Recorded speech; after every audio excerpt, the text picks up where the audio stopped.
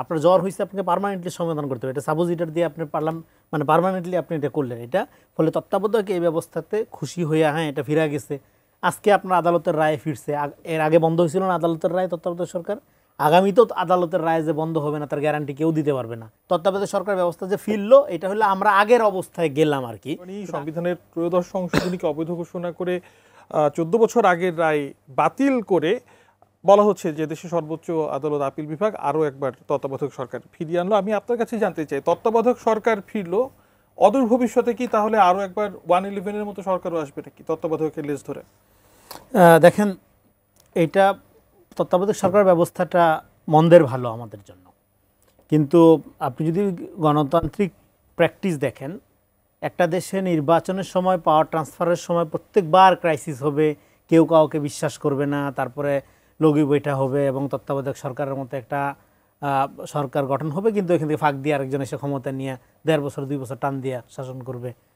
So এইটা প্রমাণ করে যে আমরা আসলে গণতন্ত্র বলতে যা বুঝাই আর গণতন্ত্রের সাথে ক্ষমতার যে সম্পর্ক ওইটাই আমরা আসলে খুব বেশি ভালো করি নাই। যদি ভালো করতাম তাহলে ধরেন মানে তত্ত্বাবধায়ক সরকার ব্যবস্থাপনার মতো একটা বিষয় এইটাতে আমাদের আস্থা রেখে মনে করতে হচ্ছে যে এইটাই আমাদের উন্নতির পথ, অগ্রগতির পথ। কিন্তু পৃথিবীর কোন দেশে তত্ত্বাবধায়ক টাইপের ব্যবস্থার মধ্য দিয়ে আপনার পাওয়ার ট্রানজেকশন হয় এখন এই মডার্ন টাইমে? তত্ত্বাবধায়ক ব্যবস্থার প্রথম কেয়ারটেকার প্রথম আলোচনাটা আমি দেখলাম যে আসছে কোথায়, প্রথম আলোচনাটা হয়েছিল এটা ব্রিটিশ আপনার কলোনির মধ্যে 1935 সালের আপনার ইন্ডিয়া অ্যাক্ট যেটা করলো, যেটার আলোকে পরে ভারতের সংবিধান 1950 সালে প্রণয়ন করা হইলো। তখন পাওয়ার ট্রান্সফারের ক্ষেত্রে যখন ব্রিটিশদেরকে বিশ্বাস করার ক্ষেত্রে অনাস্থার কথা উঠতেছিল তৎকালীন কংগ্রেস মুসলিম লীগের একটা দ্বন্দ্বের মধ্যে, তখন কিন্তু প্রথমে একটা কেয়ারটেকার টাইপের ফর্মুলা আলাপ উঠছিল। ফলে এরপরে কেয়ারটেকার ব্যাপারটা প্রথম আলাপ, তারপরে মানে প্র্যাকটিক্যালি আলাপটা জিয়াউল হকের সময়, পাকিস্তানের জিয়াউল হকের সময় একটি এক্সিকিউট করা হয়েছিল, যেইটা 90 দশকের ইমিডিয়েট আগে। কিন্তু আমি জামাতের অনেক শ্রদ্ধেয় বড় আলেমদের মুখে শুনছি, শুধু নেতাকর্মী না আলেমদের মুখে শুনছি যে তত্ত্বাবধায়ক সরকার এটা তাদের আবিষ্কার। আমি এর আগে রেফারেন্সগুলো দিয়ে নিছি, এটা তাদের আবিষ্কার না, হ্যাঁ এটা একটা মিথ্যা কথা যারা বলছে। ইভেন আপনার বাইতুল মুকাররমের সামনে একটা সমাবেশের আলোচনায় মরহুম অধ্যাপক গোলাম আজম সাহেব উনিও বলছে যে এটা জামাত ইসলামের একটা অভূতপূর্ব আবিষ্কার, ওনার ভিডিও বক্তব্য আমি শুনছি নিজে। তো এইটা সঠিক না তথ্যটা, উনি আর দুনিয়াতে নাই। তো আমি বলি জামাত এটা মনে করে এটা তাদের এক্সিলেন্স, নো এটা এক্সিলেন্স না। এবং জামাত এখন যে ধরনের, আমি আপনার প্রশ্ন সরাসরি যাবো, এবং জামাত এখন গণতন্ত্রের নামে এখন যেই সমস্ত উইশফুল বালখুল্য সুলভ প্রস্তাবনা দেয় তার গোড়াটা হইল তত্ত্বাবধায়ক সরকার প্রস্তাবনার মতোই আর কি। হ্যাঁ, কেন? কারণ আপনি পাওয়ার ট্রান্সফার করার সময় একটা গণতন্ত্র এখন অনেক বেশি প্রাতিষ্ঠানিক রূপ নিয়ে সারা দুনিয়াতে প্রতিষ্ঠিত, আপনি জানেন কিভাবে প্রতিষ্ঠানগুলোকে ফাংশন করতে হয়।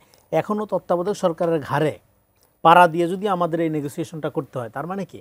তার মানে আমরা পলিটিক্যাল দলগুলোর সাথে সম্পর্কের যে একটা আপনার বিশ্বস্ততার জায়গা, গণতন্ত্রকে যে প্রাতিষ্ঠানিকরণের জায়গা, এটা মুখে মুখে বলি, এটা আমরা মিন করি না কেউ। হ্যাঁ, আপনার ইন্ডিয়ার মতো দেশে এবং আপনার অন্যান্য দেশগুলোতে, হ্যাঁ শুধু পশ্চিমের উদাহরণ কেন, আপনি আফ্রিকা বা ধরেন অন্যান্য দেশগুলোতে যেখানে মোটামুটি গণতান্ত্রিক পদ্ধতিতে নির্বাচন হয় বা আপনার শাসন কাঠামো পরিচালিত হয়, সেখানে কোথাও কিন্তু তত্ত্বাবধায়ক সরকার ব্যবস্থার জন্য জিনিসগুলো আটকে থাকে না। আমাদের এখানে মন্দের ভালো, আমি শেষ করি, ফলে আমাদের এখানে মন্দের ভালো এই রায়কে সবাই স্বাগত জানাচ্ছে, সমস্ত রাজনৈতিক দলগুলোকে, হ্যাঁ দলগুলো স্বাগত জানাচ্ছে, আমিও তাদের সুরে সুর মিলে স্বাগত জানাইতে চাই ফর টাইম বিং, কিন্তু এটা হেলদি না। এটা হলো আপনার মানে আপনার ধরেন যে সমস্যা হয়েছে, তাহলে কি রাজনৈতিক দলগুলো এটা হেলদি করে তুলবে নাকি কতটুকু শক্তিশালী হবে যাতে এই সাপ্লিমেন্টের দরকার না হয়? এটা একটা সাপ্লিমেন্টারি ব্যবস্থাপনা। আপনার জ্বর হয়েছে আপনাকে পার্মানেন্টলি সমাধান করতে হবে, এটা সাপোজিটর দিয়ে আপনি পারলাম মানে পার্মানেন্টলি আপনি এটা করলেন, এটা ফলে তত্ত্বাবধায়ক এই ব্যবস্থাতে খুশি হইয়া হ্যাঁ এটা ফিরে গেছে, আজকে আপনার আদালতের রায় ফিরছে, এর আগে বন্ধ হয়েছিল না আদালতের রায় তত্ত্বাবধায়ক সরকার, আগামীতেও আদালতের রায় যে বন্ধ হবে না তার গ্যারান্টি কেউ দিতে পারবে না, আমিও দিতে পারবো না, আপনিও দিতে পারবেন না, কেউ দিতে পারবে না। ফলে তাহলে কি আমাদের ব্যবস্থার একটা পার্মানেন্ট করা দরকার, প্রাতিষ্ঠানিক করা দরকার। তার মানে কি নির্বাচন কমিশনকে আসলেই এমন একটা জায়গায় আপনার নিতে হবে যাতে পাওয়ার ট্রান্সফারের ক্রাইসিসের সময় এসে একটা এরকম অন্তর্বর্তীকালীন বা ধরেন এরকম একটা হ্যাঁ আপনার ধরেন যে অনির্দলীয়, মানে দেখেন আরেকটা জিনিস হলো নিরপেক্ষ খোঁজা হয়। কেন ভাই নিরপেক্ষ হবে মানুষ? মানুষকে ট্রান্সপারেন্ট হইতে হবে। ধরেন আমি জামাত সমর্থক বা বিএনপি সমর্থক, ট্রান্সপারেন্ট, ভাই আমি বিএনপি সমর্থক, কিন্তু না আমি নিরপেক্ষ, কিন্তু কাজে কর্মে চলা কলা কৌশলে দেখা যাচ্ছে জামাতপন্থী বা আওয়ামী লীগপন্থী বা বিএনপিপন্থী। এটা হলো সবচেয়ে বড় সমস্যা, নিরপেক্ষতা আশা করা বুদ্ধিজীবী বা অন্যান্য শ্রেণীর বা এস্টাবলিশমেন্টের কাছ থেকে নিরপেক্ষতা আশা করা। কেতাবি ভাষায় অনেক কিছু তো বলা যায়, বাস্তবতাটা ভিন্ন। বাস্তবতা হইলো এখন কিভাবে 54 বছর 55 বছর হয়ে গেলে একটা দেশ স্বাধীন হয়েছে, ফলে এখনো যে অস্বাভাবিক, এই যে বললাম না যে তাহলে এই সমস্ত অস্বাভাবিক যে জোড়াতালির ব্যবস্থাপনা, এই যে আপনার যেখানে পার্মানেন্ট সলিউশন দরকার সেখানে যে টেম্পোরারি একটা ব্যবস্থাপনা এনে কোনো রকম কাজ চালানো জায়গা, এবং কাজ চালানোর ফলে কি হচ্ছে, ফলে হচ্ছে ক্ষমতার সাথে জনগণের সম্পর্ক স্থাপন হয় নাই, আজও একটা নাগরিক ভিত্তিক রাষ্ট্র হয় নাই। শুধু রাজনৈতিক দলগুলোটা কিভাবে হবে আমি সেই ব্যাখ্যাতে আপনার কাছে আবারও ফলে এখানে শেষ করি আপনার এই পয়েন্টটা, যে তাহলে তত্ত্বাবধায়ক সরকার ব্যবস্থা যে ফিরলো, এটা হলো আমরা আগের অবস্থায় গেলাম আর কি, কিন্তু আগের অবস্থায় যাওয়ার জন্য গণ অভ্যুত্থান হয়নি। গণ অভ্যুত্থান হয়েছিল একটা নাগরিক ভিত্তিক রাষ্ট্রের জন্য। ফলে এখন আমি আশা করব রাজনৈতিক দলগুলোর ক্ষেত্রে এই আগের অবস্থান গেল, ওকে ঠিক আছে, আগের অবস্থান থেকে আমরা একটা প্রাতিষ্ঠানিক এমন একটা কাঠামো দেখতে চাই যেখানে তত্ত্বাবধায়ক সরকারের মতো একটা কৃত্রিম জিনিসের দরকার হবে না,